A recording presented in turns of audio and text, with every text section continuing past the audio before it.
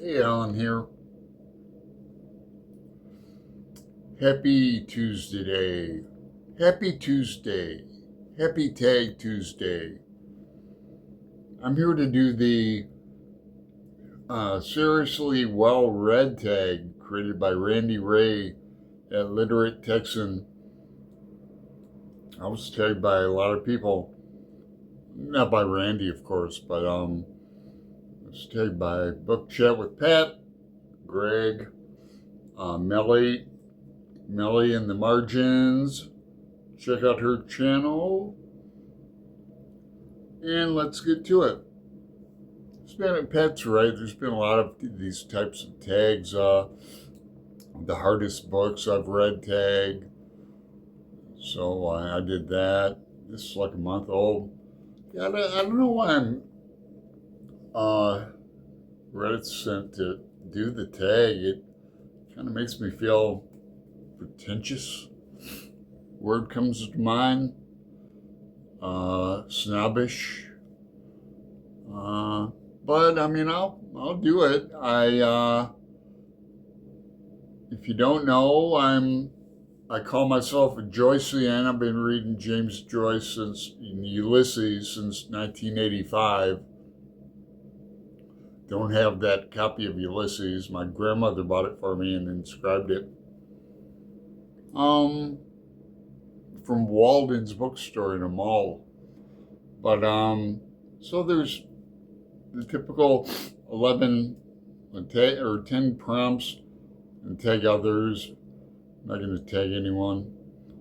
One, what book made you take reading seriously? I guess I'd go with Huckleberry Finn, or rather, Adventures of Huckleberry Finn, of which I've got a few copies. Got the, always make sure you say Adventures of, it's not the Adventures of, that's Tom Sawyer. But you got this cheap Dover edition too that's not annotated up by me like this one. But this, I read this early on. I remember distinctly the cover of the first time I read it was white and it had like Huckleberry Finn painting them painting a fence or having a grand old time, it seemed. 2. What book did you pretend to understand? Be honest. Huckleberry Finn, when I read it as like a comedy, believe it or not. Sincerely. You know, all the parts where he dresses up like a girl and he gets caught because he, instead of closing his legs in his skirt, instead of widening to catch something thrown to him and catch in the skirt, he closes his legs. It's a tell to somebody that he's a boy. 3. Which 3 books are on your personal required reading list? I don't have a personal required reading list. I don't know. See, it'd make me sound pretentious. This is required reading for you. And also, I'll tell you the hardest books, maybe. Yeah, okay, here's, let's get to it. For what author have you been avoiding? Ezra Pound, The Cantos. I mentioned that in Friday Reads last time. Been started out as a group read with Greg, and then with Aaron Facer. Now Aaron and I have stuck to it. I might as well stand up and get my Cantos books.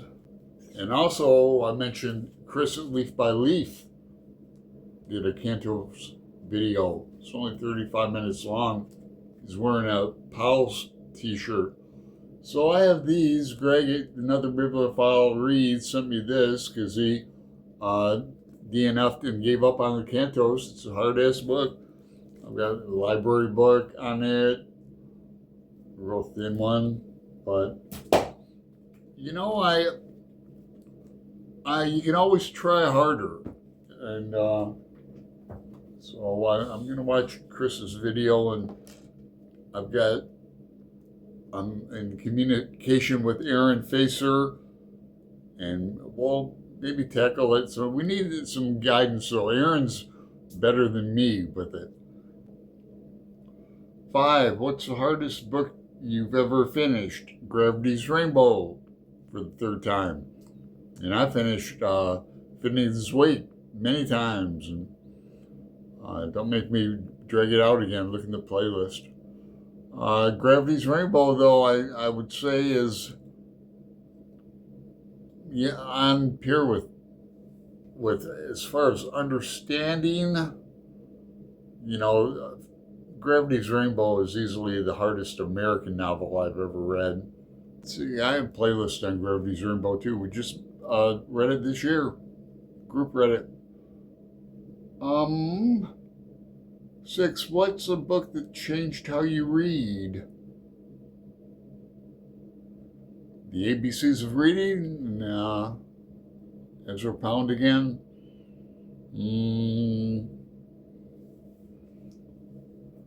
God, man, that's a hard question for me. Name my channel. I wish I would have just went by my name, and actually, I wish I would have just went by my initials, AMM770,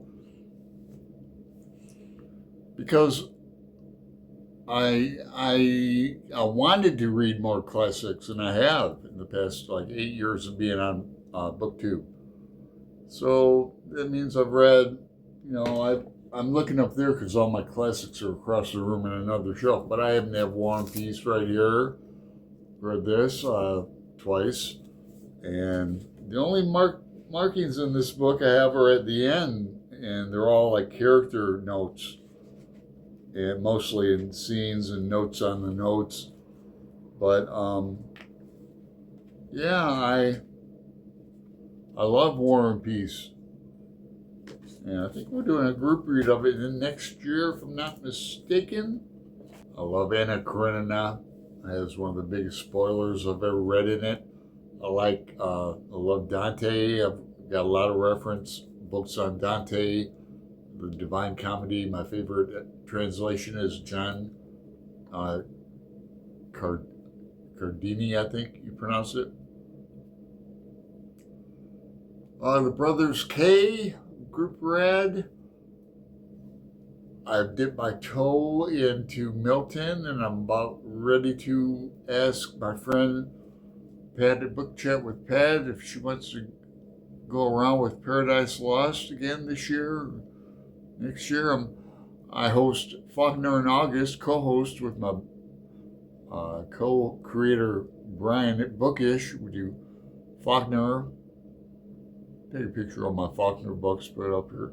We're doing a Invader in the Dust. Legal, what I assume, I haven't read it yet, but I know Gavin Stevens, the lawyer, is in it.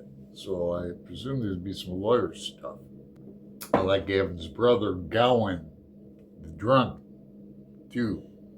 7, quality over quantity. Would you rather read 10 great books or 100 good books?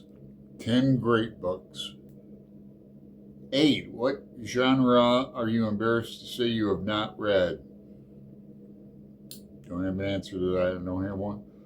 9, which book do you think most people misread? Don't have an answer to that.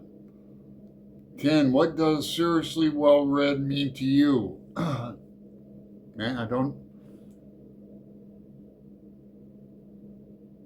Enjoyment in reading? I don't have a answer or critique on that. I mean, maybe I'm snobbish. I mean, I'm educated. I went on scholarship to University College Dublin and got 9 hours credit on my the financial aid transcript, which I don't have.